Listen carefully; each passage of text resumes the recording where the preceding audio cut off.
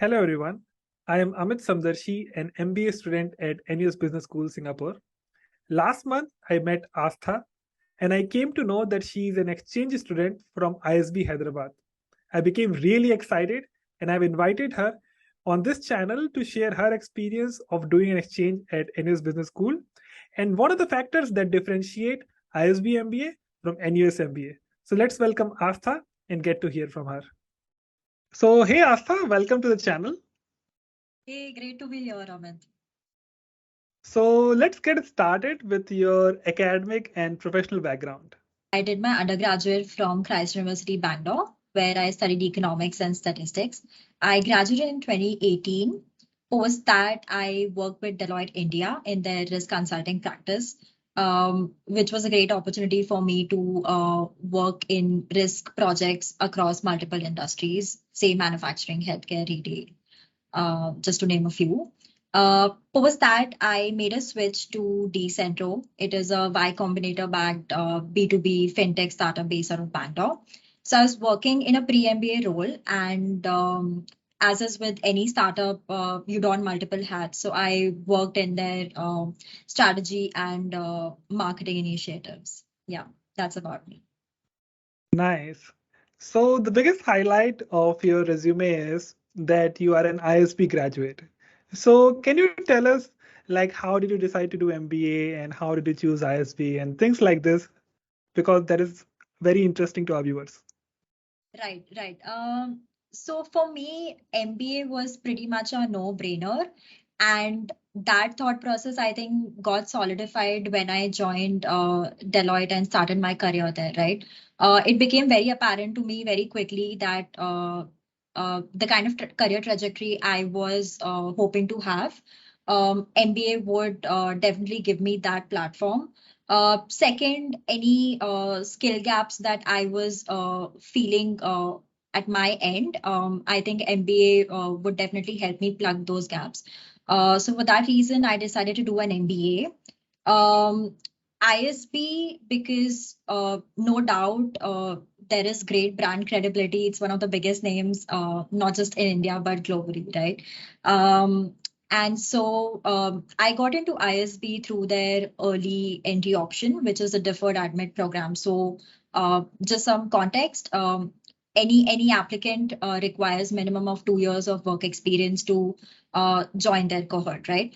What this program does is gives you an option to secure an admit in advance and then join the program once you have met the minimum work requirements. So I got my admit in 2019, and which was about 1 year into my career, and then finally joined ISB batch of 2022. Perfect. So ISB provides a lot of exchange opportunities, I believe. And you also applied for exchange, and that's why you came to NUS Business School. So can you tell us like how this exchange process works and where all did you apply?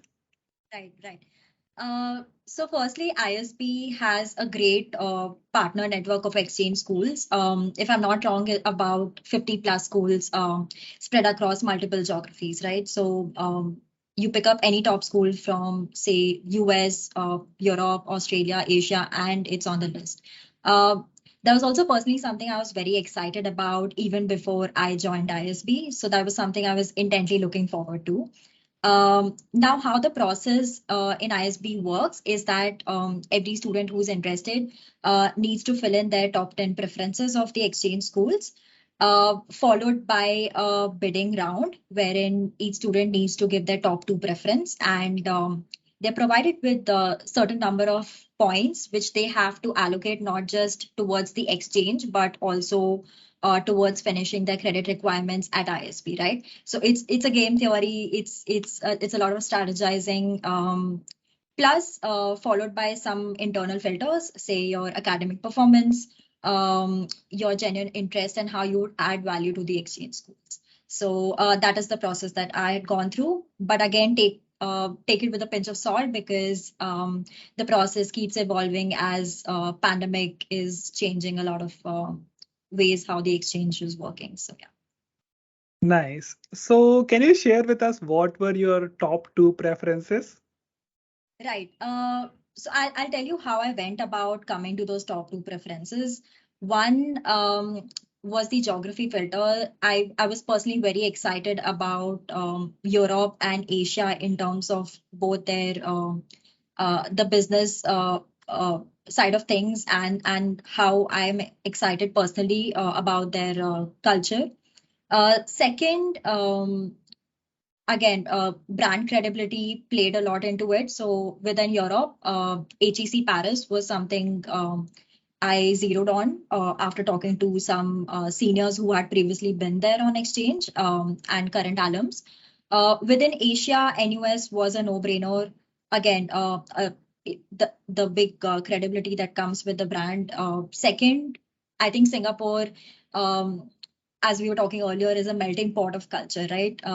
It's such an easy city to integrate into culturally, so that I can probably focus on other aspects of the exchange. So yeah, that is how I went about it, and picked HEC Paris and NUS. Perfect. So you chose NUS and HEC Paris and you got NUS. So congratulations again. But please tell us, like, how did you prepare for your exchange? Like, how did you adjust your modules and things like this? If you have something there, can you please share with us? Right. So I think first and foremost, I wanted to take care of my academic requirements for graduation, meaning I needed to complete certain number of credits to graduate from ISB. Plus, take care that I finished my credit requirements towards my majors. I chose to major in marketing and strategy. So what I did was I chose to finish all my major credit requirements at ISB till term 7. Post term 8 and after, where I would be studying at NUS, I decided to keep it flexible so that I can pick up courses that I think the school has to offer and that where its strength lies, instead of trying to figure my credit requirements towards my major. So I think that was one, taking care of the academic requirements. Second, I think you won't deny, but as MBA students, we face a lot of FOMO, right? Fear of missing out. And when I was leaving for NUS, I think it was there was a big trade-off because that was last month of education that would be at ISB, and can't deny the best memories are made towards the end. So I think I doubled down on my socializing and made sure I make up for the lost time. So, and yeah, that is how I prepare to come on to exchange. Perfect. So how long was your exchange at NUS, by the way? Right, it was 3 months long, and if you see it on NUS's academic calendar terms, that was special term 1 and special term 2, each of 1.5 months. And how many modules did you take in those 3 months? Right. So my decision to identify the number of modules that I would be completing was based on the credit requirements that I was required to complete from the ISB side, plus the credit requirements that I needed by NUS's guidelines. And the number was about 3 modules. Although I chose to complete 4 modules, 2 in each terms, spread over 3 months. Yeah. Nice. So all this was mostly technical stuff like how to get into exchange and things like this. But now I want to know, how was your real experience of studying at NUS Business School? Right, right. This is a tough one.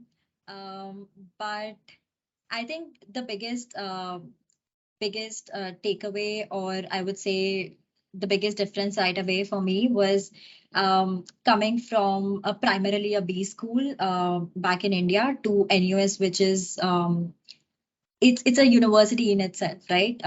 Business school is a part of it. So I think just experiencing the campus there, interacting with not just full-time MBA students, but also sitting in the classroom with master students and part-time students. I think that was a great experience.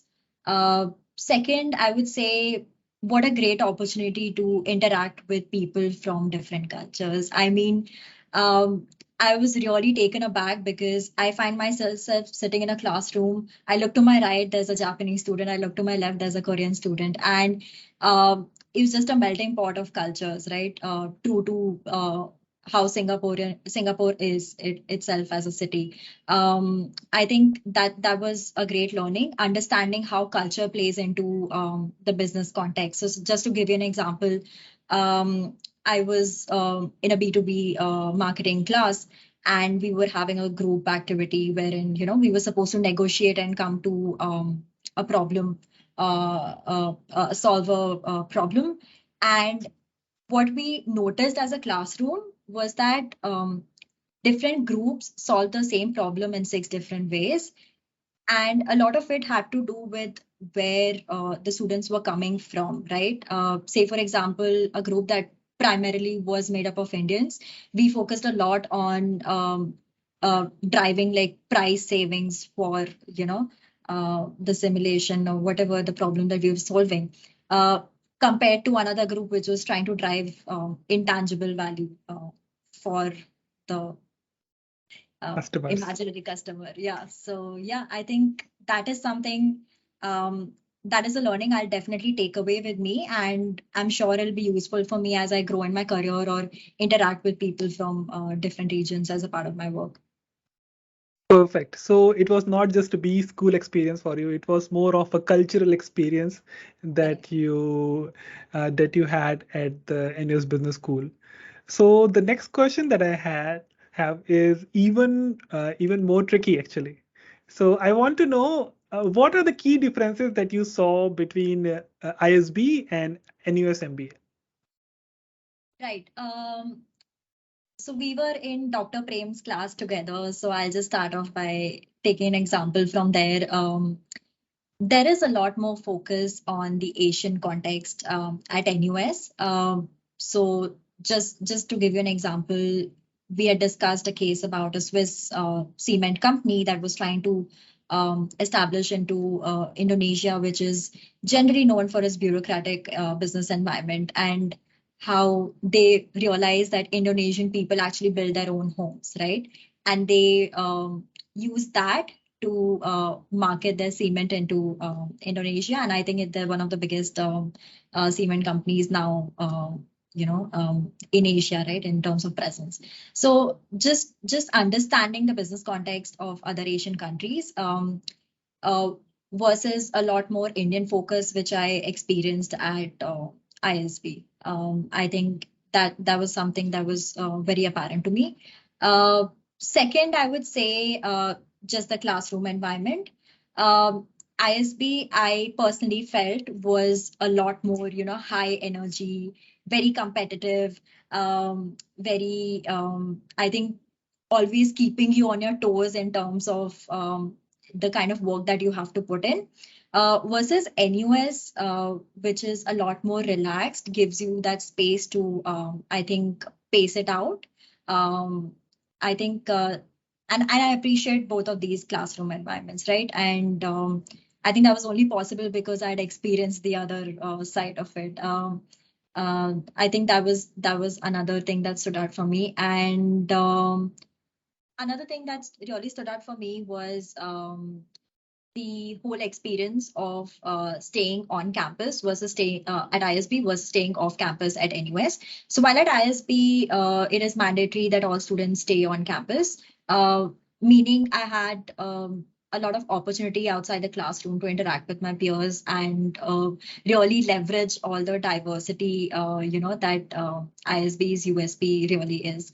Um, Versus NUS, where I was staying off campus, gave me so much opportunity to outside the classroom explore the city, right? While classroom is a part of an exchange, I think the a major value add comes from really exploring the city, making your place in it, and the confidence that you get out of it is unmatchable.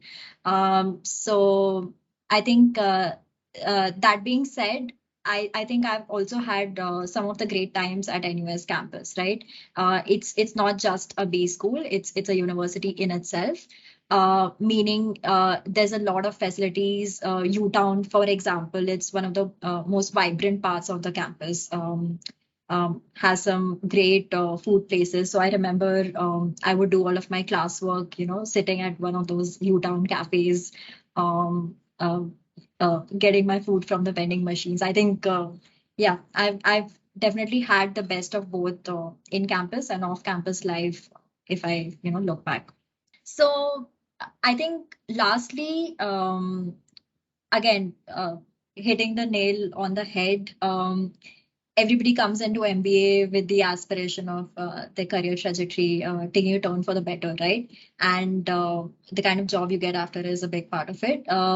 So another major difference was that at ISB, there is a formal placement procedure, meaning companies come onto the campus and recruit students.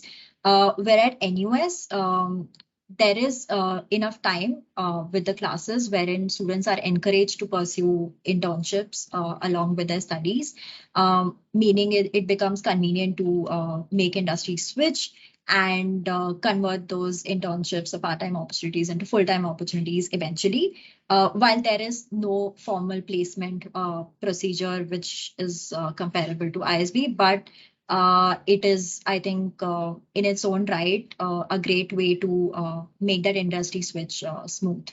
Yeah. Nice. So thanks a lot for summarizing it so well, Aastha. Now, since we have covered most part of our interview, I would like to know that do you have any tips for students, MBA students, or any other faculty students who are planning to go on exchange abroad? What are your thoughts about it? Right. I'll keep it very short and sweet. Right off the bat, lose all your preconceived notions because uh, during your exchange, you will meet new people, you will be in a new city, and you will learn to interact in ways that you probably weren't used to, right? And if you're coming here with or going on an exchange with preconceived notions, then you might as well not do it because I believe there's a huge correlation with how open-minded you are and the learnings that you have from your experience. And just to quote my example, in hindsight, my experience in the first week of Singapore was very different from what I had eventually. Just for the context, I had come to Singapore back in 2017 as a tourist, and I had some preconceived notion in my mind and sort of was, expecting, came into Singapore again, expecting that. But once I let go of the notions, I think my experience was, I think, exponentially better and definitely exceeded my expectations. So one, lose all the preconceived notions. And second, and most important, if you're a vegetarian like me, then please pick up some basic cooking skills before you go on exchange. Yeah, I can totally relate to that because I'm also a vegetarian and have survived 7 years in Singapore. Yeah, you have to be good in two things. First is finding vegetarian items in non-Indian cuisine, and second is cooking for your own self. And These two realizing things. that vegetarian in Singapore doesn't mean it's less meat, it just means there's vegetables in it. Yeah, yeah.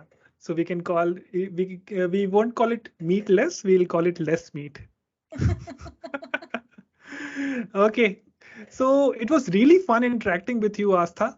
Uh, uh, you gave a great perspective, both from ISB side and from NUS's side. I believe that every viewer who is watching this video till this point must have benefited a lot from your experiences. And guys, if you're watching the video, please hit that like button, subscribe to the channel, and also drop your comments. And I and Aastha will try our level best to reply to all the comments that you have. And until next time, peace.